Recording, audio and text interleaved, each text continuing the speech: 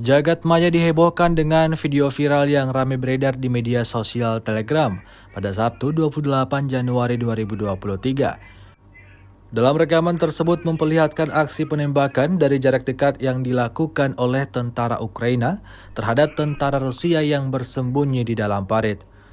Tentara Ukraina yang beraksi secara solo itu menargetkan tembakannya ke arah dua tentara Rusia yang tampak beristirahat di dalam lubang persembunyian. Karena tertidur lelap, tentara Rusia itu tak melakukan perlawanan, membuat tentara Ukraina itu semakin percaya diri untuk dapat menewaskan lawannya. Tampak tentara Ukraina itu maju selangkah dua langkah untuk mendekati posisi target. Hingga video ini beredar, tidak diketahui pasti bagaimana nasib kedua tentara dari pasukan Putin tersebut.